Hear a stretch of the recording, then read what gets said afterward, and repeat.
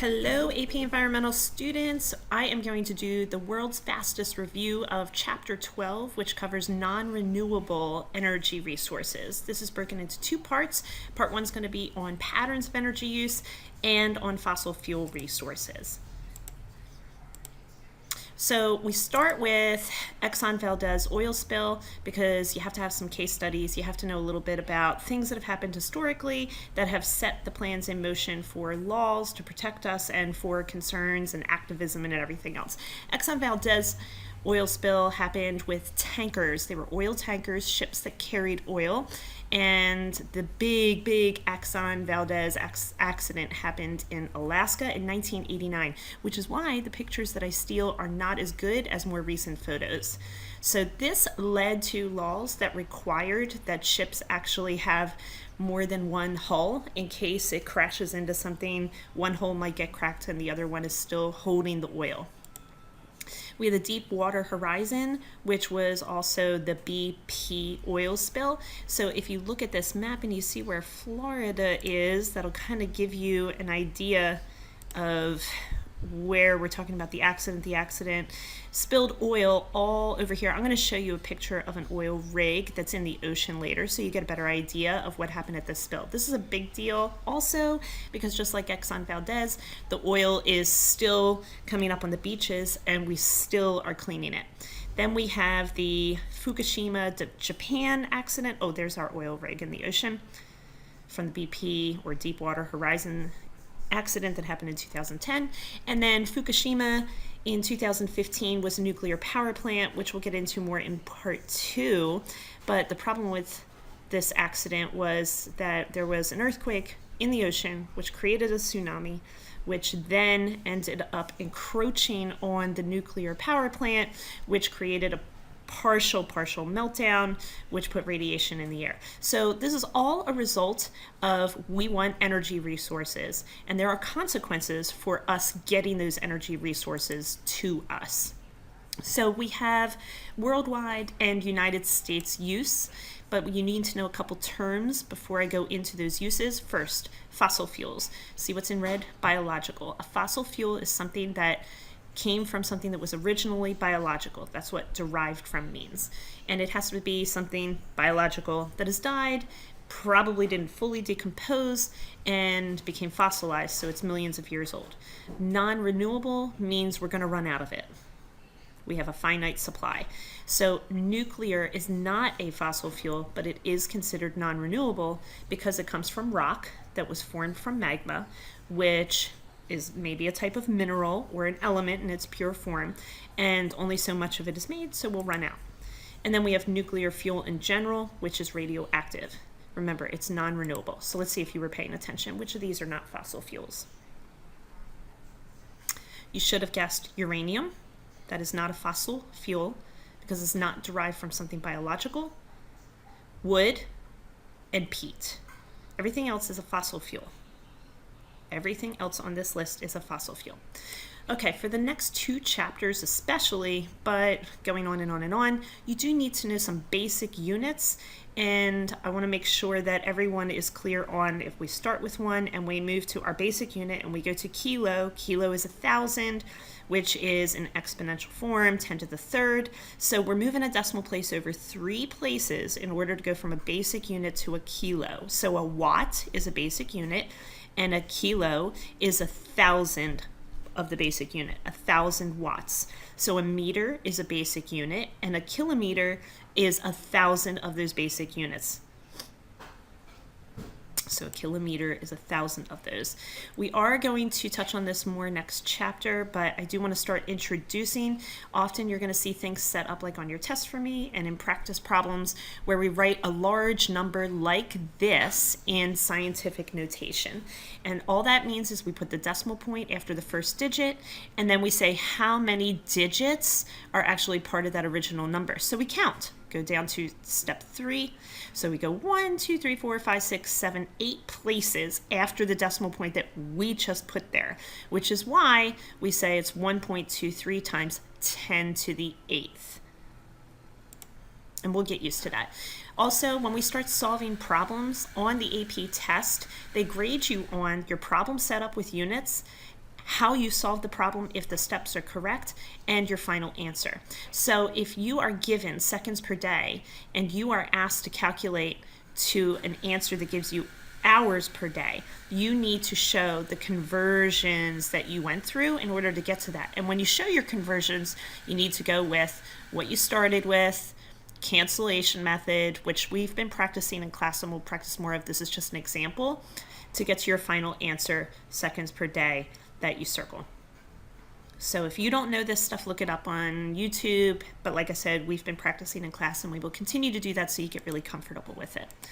Here's another example. Feel free to pause because I'm not going to keep it up here and talk about it because we've been going over this stuff in class. But the cancellation method is whatever we want in our final answer, we want feet and feet crossed out. We want crossing out of the things we don't want in our final answer. That's the cancellation method. Like I said, feel free to pause, look it up later because we've been practicing these things in class. All right, so some of the units that start in this chapter, and they're not going to go away for the rest of the year. You need to know what a watt is. A watt is a unit of power, okay? You need to know what a kilowatt is. A kilowatt is 1,000 watts. Remember those 3 decimal places. Joules are going to come up. A joule is a watt second. So as soon as we use that unit of time, we turn that power into energy. So a kilowatt hour is the energy of 1 kilowatt of power flowing through in an hour. Now we have calories that are big C and little c. So whatever you see on like your cereal boxes, whatever we report in the United States, we usually report in big C calories. A big C is actually a kilocalorie. Calories are not just going to be looked at with food for us at all, but calories are a unit of energy. So sometimes you're going to see BTU, and I think we've already practiced this in one of our problems in class, which is the amount of heat necessary to raise a pound of water 1 degree Fahrenheit.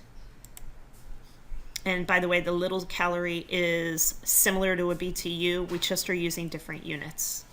BTU, British thermal unit, is equal to over 1,000 joules. And then in this chapter and moving forward, start getting used to a quad, an exajoule. So a kilowatt hour is equal to 3.4 million BTUs. Again, remember, power is a watt, energy is a kilowatt hour. So watt, just converting it to 1,000, but adding the unit of time. Okay, so worldwide patterns of energy use, we're going to start bringing these back. So here are our BTU units again, okay? So if you just compare oil to natural gas and coal, look at worldwide consumption, the top 3 largest energy sources worldwide, it starts with oil, then it goes to coal and peat and natural gas. If we compare it to the United States use, we use even more oil. Our natural gas is actually climbing higher every year because of the use of more and more fracking, followed by coal. So look how we compare to worldwide use. So, and notice that nuclear is much higher for us, and the reason for that is because nuclear costs a lot to build a nuclear power plant, and you have to have money. So the developing countries aren't building nuclear power plants. Okay, pay attention to what's in the red here. Okay, you are going to get on the test graphs and charts that are incredibly complex. This looks easier than it is. You should be able to use this to answer some questions. So we'll start with the what's in red. Okay, the entire world consumed this many exajoules of energy.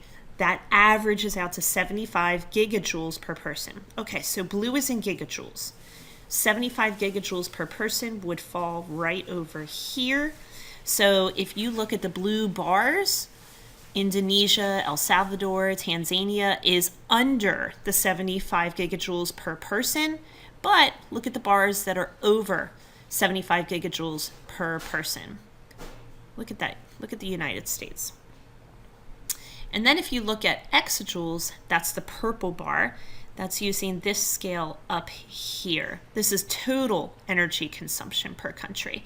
So look at the United States in exajoules, and an exajoule is 1 billion gigajoules. It is a much larger unit than a gigajoule.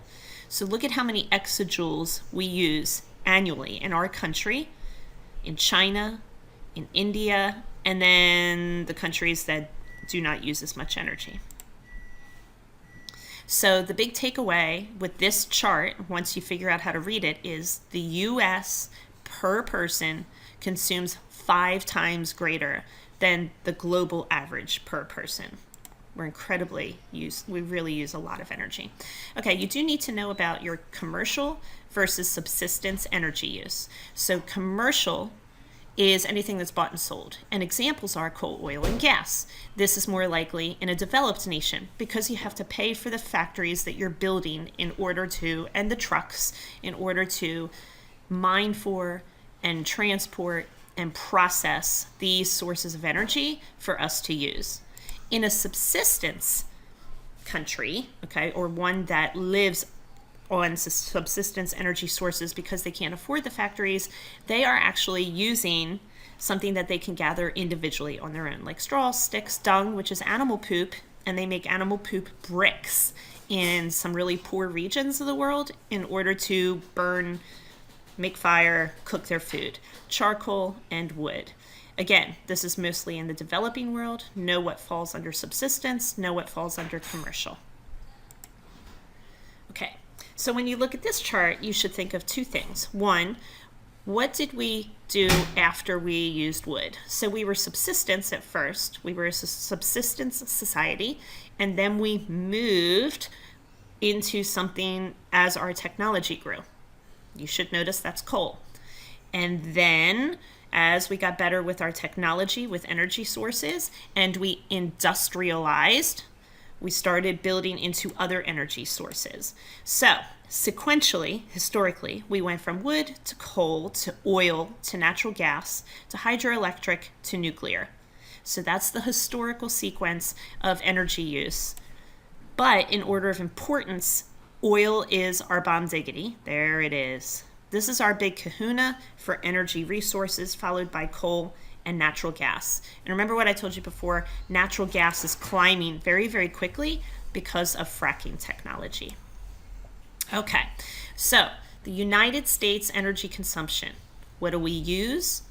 What do we use? Like, what are our resources and what do we use it for? So look at the graphs. What are our resources and what do we use them for? That's end use.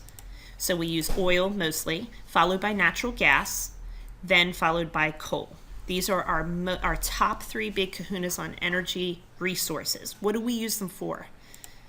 We use it for mostly industry, followed by transportation, followed by residential, which is your homes, and then like businesses and schools, which is commercial. But industry is the big kahuna for what we use our energy for. Okay, so you don't need to know about that one. Oops, yes you do. I need you to know about EROI. So EROI is a calculation that we use in order to determine how much energy we're actually using from the original source to end use. So what you need to remember is the more efficient the fuel is, the larger the value of EROI. So a larger EROI means it's going to be more efficient. And I'll show you why. Each of these red arrows, the more red arrows we have, the less efficient. So we're going to get a lower efficiency, which means a lower EROI. More red arrows, the more steps we have to take in order to extract the resource and then get it to be usable by you, the end user. The lower the efficiency, which means the lower the EROI. Okay, so before I go into the calculation piece of it, I do need you to understand this little piece here. So we know these are all the steps. We are using energy for every one of these steps. We are using energy for the actual trucks that we build and for the gasoline that powers the trucks in order for us to extract this coal. We are using energy in order to build the train and to transport the train to get the coal to the facility that processes. We are using energy in order to process the coal to get it ready for us to combust the coal, and so on and so on and so on. When we get to the part where we've generated the electricity and we put it on a power line, that power line is shared with other power lines on these transmission lines. All power companies that sell electricity end up putting their electricity on the power lines, and the shared power lines are called the electrical grid. So we refer to this as the grid. Okay, so back to that EROI. If we look at your typical coal-fired electric plant, we use electricity in order to turn our power on so that we can get light in our house when it's dark at night. But how do we come up with the overall EROI efficiency value for this light bulb is 1.6%. It's only 1.6% efficient. And we're going to assume we're talking about an incandescent bulb, and that's because 95% of all the energy that went in actually got wasted as heat. That's how I know that.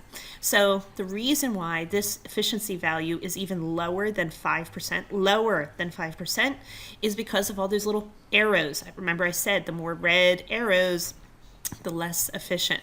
So we are losing, when we're burning our coal, we're losing 65% of the energy originally in that fuel source to heat.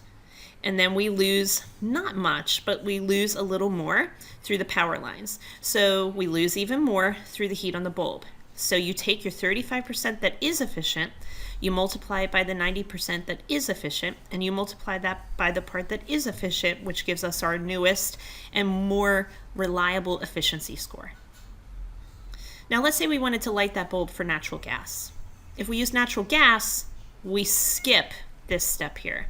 The gas comes directly, it's only one arrow, so that's actually going to give us a more efficient EROI. We'll have a higher efficiency value. That's a good thing. Okay, because the coal-fired power plant for electric heater is low efficiency due to EROI, gas is more efficient overall. Gas is more efficient. How do you know? How do you know if you have a gas or an electric water heater? I need you to just think about your stovetop. If you have fire on your stovetop, then you have natural gas coming to your home. And if you have fire on your stovetop in order for you to cook, that means you probably have a gas water heater. And if you have a gas water heater, then you are not burning coal and then transporting on transmission lines and losing all that other efficiency, all those red arrows. The gas is coming directly in a pipe to your home where you are burning directly to heat your hot water heater, which is why gas is more efficient overall. Okay, know this, 30% of energy in the United States is for transportation. And what is transportation? That's our cars, our trucks, our trains.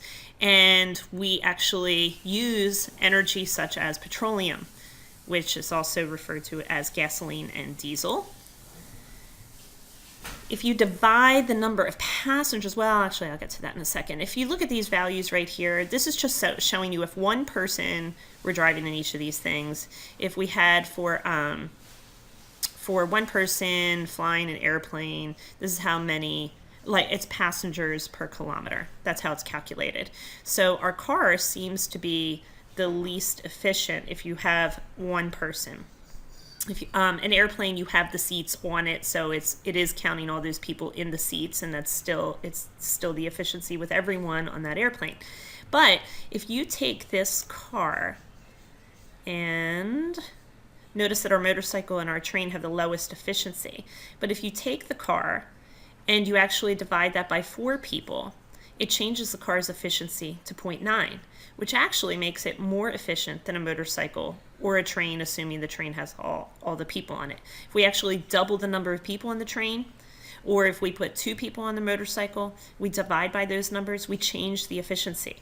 So increasing the number of people on each of these modes of transportation is the best way to increase efficiency, which is why sometimes on a highway, you'll see the high occupancy vehicle lanes, HOV lanes with like the little triangles. The only cars that are allowed in those lanes during HOV times of day are the ones that have maybe 3 people in the car, because we're trying to encourage people to have more efficiency in their driving, because that ultimately uses less energy, means less energy extraction, so we save our resources, and it ultimately means we don't put as many pollutants in the air. Okay, so historically, from the 70s to the 80s, we got pretty good with our technology in cars and trucks, and we started making them a lot more efficient. And how did we measure efficiency with petroleum? By miles per gallon. We got a lot more miles for every gallon of gasoline that we bought as we got better at the building of our engines, construction of our engines. They became much more efficient. And then something happened right here. We're climbing up again. We're not as efficient as we were right here at our peak. We're getting there. But why did we dip? Why did we dip? Well, you can thank the EPA for this. Literally, you can thank them. Laws started going into place. Like, whoa, yeah, you're becoming more efficient, but you're putting a lot of pollutants in the air. We need you to filter some of those pollutants out before they go in the air. So as soon as you put a filter on something, you are going to decrease its efficiency. So all the filters that protect us from all those pollutants that are emitted by our cars are still in place because of laws, and our cars get checked annually. We get emissions tests to make sure that we're not putting all those pollutants in the air.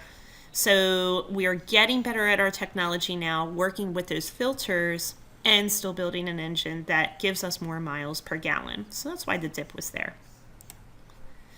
Okay, just know your basic terms, primary and secondary energy sources. Primary is the direct energy source, like coal, natural gas. The secondary source is electricity. So it's secondary because we don't dig electricity out of the ground and use it directly. We have to go to a primary source in order to go through all the conversion steps to give us electricity. Okay, all the power plants that we're learning about in this chapter are thermal power plants. So that is converting potential energy into a fuel, or of a fuel into electricity. And we talked about this extensively in class. Make sure that you understand the turbine and the electrical grid. I'll just remind you of the steps. This has come up on FRQs and multiple choice questions on the AP Environmental Science exam by College Board.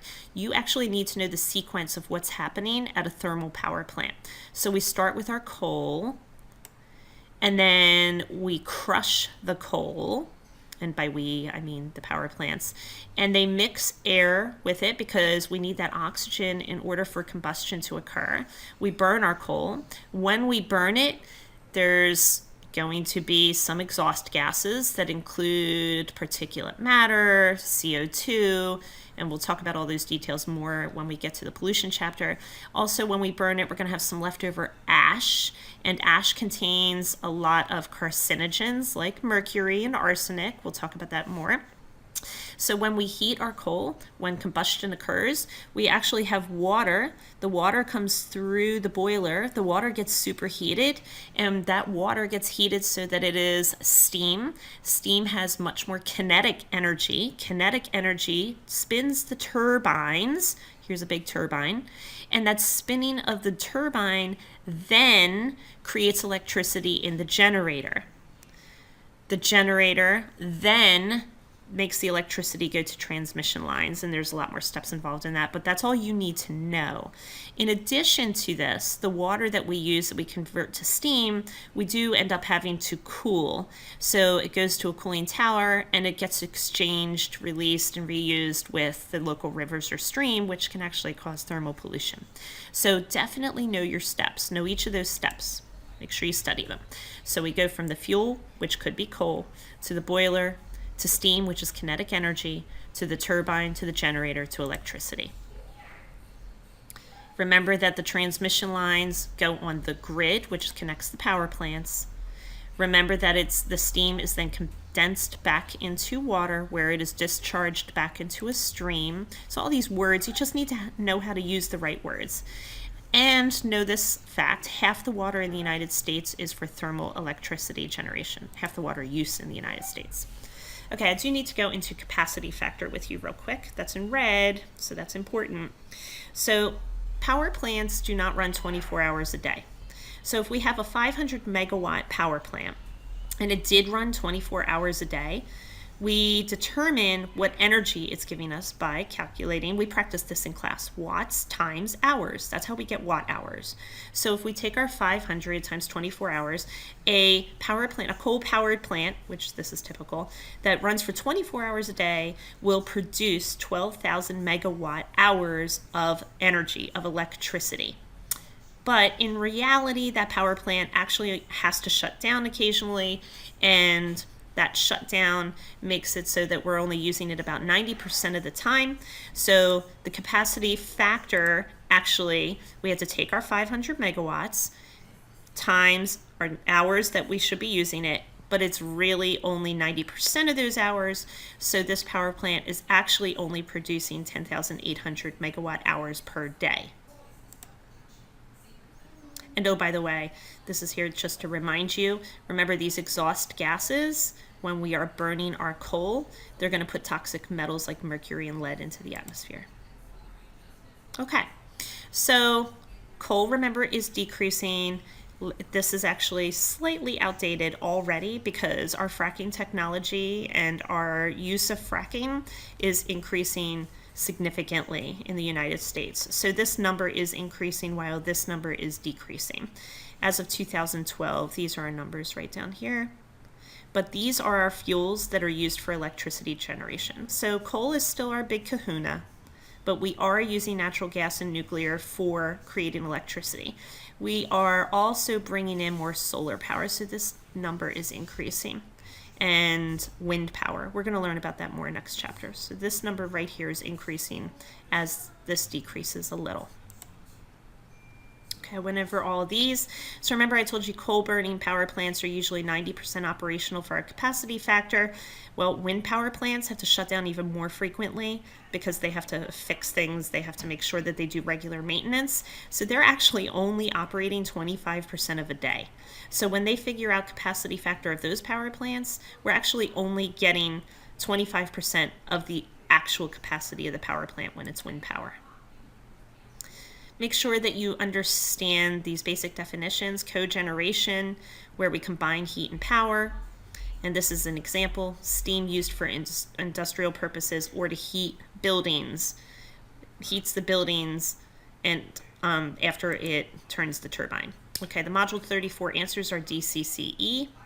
And I'm going to go over all the advantages and disadvantages of our fossil fuels in this section. So coal's our most abundant worldwide. We have a lot of coal in our country. And the 4 types of coal that we have looked at in class and talked about in class many times go in order here of energy density and go in order here, reverse order of sulfur content. So lignite is the least energy dense. We don't get as much energy from a bag of lignite as we would from anthracite. That is more energy dense. And we have more sulfur in lignite than we do in anthracite. So lignite is our cheapest coal typically, and bituminous is a little more expensive, and then anthracite. Anthracite's the most expensive because it's more energy dense. The largest coal reserves are found worldwide in the United States, Russia, followed by China and India. Know the order of these. And I do want to make sure, we've talked about in the past surface mining, because when we talked about land, our land chapter, we really were talking about what's on the surface. So we talked about coal extraction a lot. But I do want to remind you that we don't just get coal from the surface. We had already talked about mountaintop mining and contour mining, but we do also mine for our coal under the surface. And this is just an example of a picture that I stole to show you how we do that. We've talked about this again a lot in class. So we already reviewed this in the beginning. Peat is not considered a fossil fuel because peat, although it's now in anaerobic conditions, it is not fully decomposed, or it's still kind of decomposing. Now, coal, remember, comes from vegetation. So coal starts as vegetation, it dies and gets buried, and then it gets compressed between sedimentary layers. That layer on top is what doesn't allow the oxygen there to decompose it. That's how that carbon or hydrocarbon is saved as a fossil fuel for us to use. And again, lignite to bituminous to anthracite. So peat is the raw material from which coal is formed. It is not a fossil. It is not a fossil. It is not millions of years old. Okay, this is the result of a coal ash spill. Remember I showed you in the picture the process of coal to electricity, and I said we're going to have leftover ash. We had to put the ash somewhere, so the ash goes into a pond on site at the coal burning electric plant. Look at this house under all that ash. This spill was from an ash holding pond at a nearby power plant. Okay, in the book, this was all the stuff that's in the paragraphs. So I took notes by creating a table of the advantages and disadvantages, so I didn't have to look at all those paragraphs. These are the big takeaways. So start with advantages. This is why we use coal. It really does give us a lot of energy. We have a lot of coal. It's really easy for us to mine for it. It doesn't require a lot of fancy technology to just dig it and burn it. It doesn't cost us a lot because of these things right here. It's really easy to just dig it, put it in a truck, and transport it. And we really don't have to do a lot of refining. We can just burn it as is. So these are the reasons that we like coal. These are the reasons that we don't like coal. It contains impurities. Those impurities can, when it's burned, become particulate matter in the air. Some of that particulate matter is mercury or lead or arsenic, which are harmful to human health. We can increase the sulfur in the atmosphere, which creates sulfuric acid rain. We can have ash runoff issues. We're putting more CO2 in the air because it is a carbon-based, a hydrocarbon. It puts more CO2 than oil and natural gas. We're destroying the land, so degradation of the land, and we are transporting the coal from the mine to the power plant, so that is still more energy. You need to know like what belongs and what doesn't belong for each of the fuels. All right, so this is something you should pause the video and do on your own. Then we have petroleum. So we extract petroleum typically in two ways, from an oil rig on the land or from an oil rig or ocean oil platform in the ocean. These are all over like Texas and Oklahoma, all over the place, like right next to like a 7-Eleven or a Royal Farms. They're right there. They're right on the side of the road everywhere you go, even when you leave some of the airports. We extract oil all over the place. So, and oil is, I'm really referring to petroleum.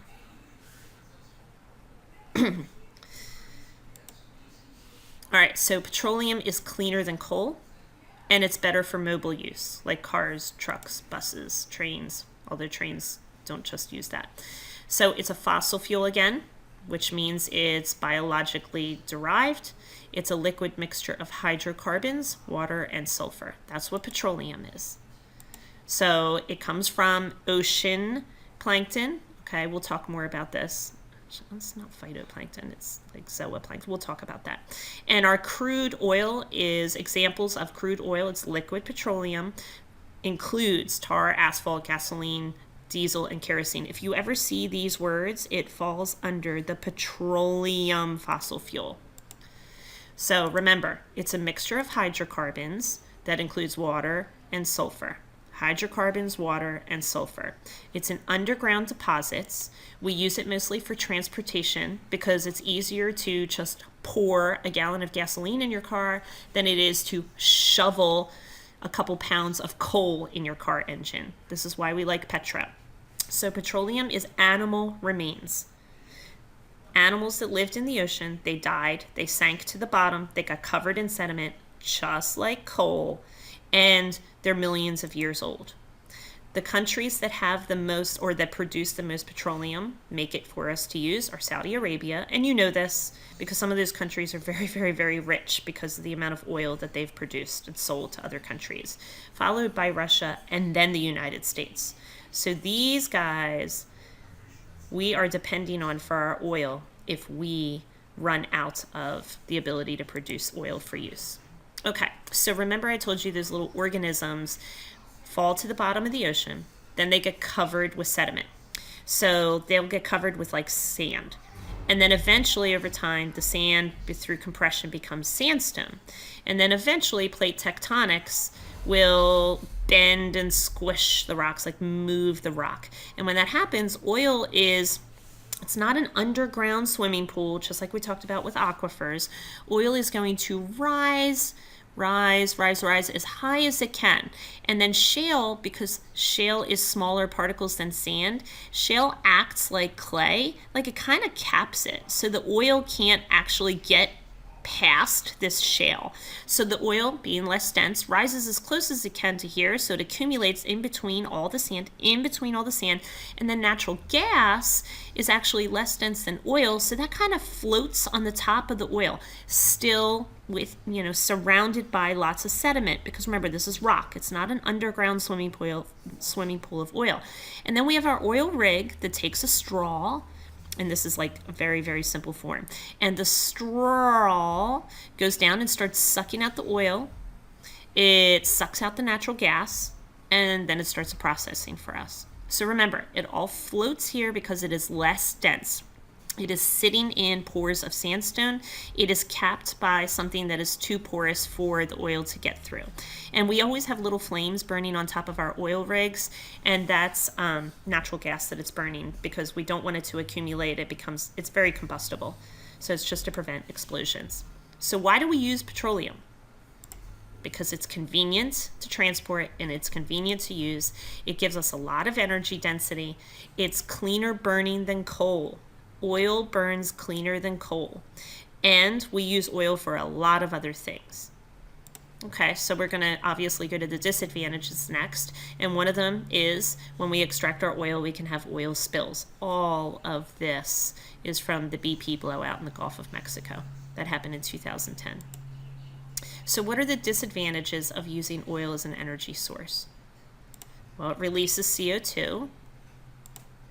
It can leak when it's extracted. It can run off into marine waterways, and it releases sulfur. Think sulfur rain, sulfuric acid, acid rain. It releases mercury, lead, and arsenic into the atmosphere when burned. And refining it can be very dangerous. So I took the paragraphs again. I decided to set it up to make it easier for me to study, and I created the disadvantages and advantages of using petroleum, which I just went over all these.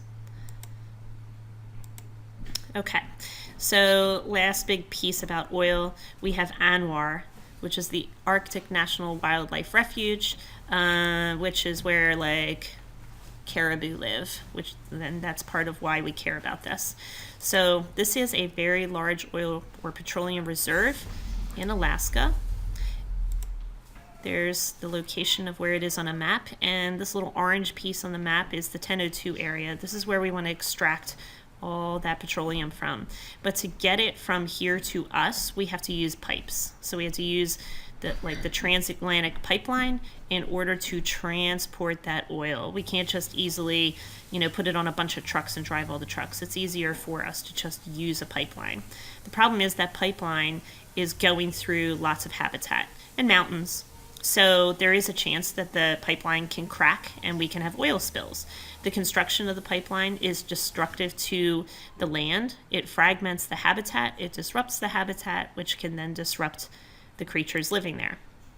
So there's debates going on about this because they worry about all these things. So pause here, review this information, and we're going to move on to natural gas, which is another fossil fuel. It is the cleanest burning of all fossil fuels. And I explained already how it is separated from oil. The big thing about natural gas, it is mostly methane and contains a little ethane, propane, and butane.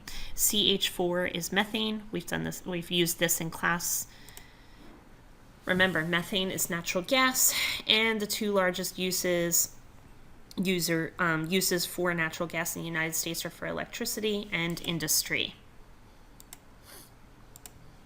Here is a natural gas field in Wyoming, and all of these little lines are roads. So we have natural gas. Remember, we're doing fracking. So each one of these is a rig for fracking.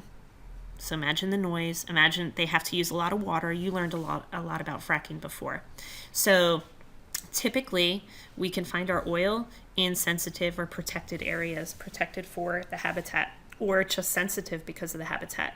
When we extract it, we're releasing a lot of methane, CH4, which is a greenhouse gas.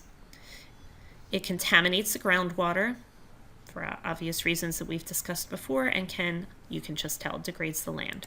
So advantages and disadvantages. So why do we use it? We have less impurities. We're not putting sulfur dioxide or particulates into the air when we burn it. And it doesn't put as much CO2 in the air, which is also a greenhouse gas. However, it does put methane in the air, which is a greenhouse gas. It's actually a very potent greenhouse gas. We'll learn about that in a future chapter. And we use fracturing. And fracturing, hydraulic fracturing, or fracking is very harmful to groundwater. Okay, make sure that you summarize and know this stuff.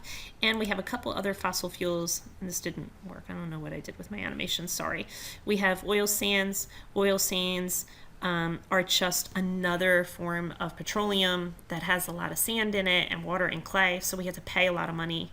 It's very, very expensive for us to extract the petroleum from the oil sands. It's a very, very expensive process and very energy intensive. We can also convert coal to liquid coal so that we don't have to, like I said, shovel pounds of coal into our car engine. We've actually been doing this since World War II. The Germans really did.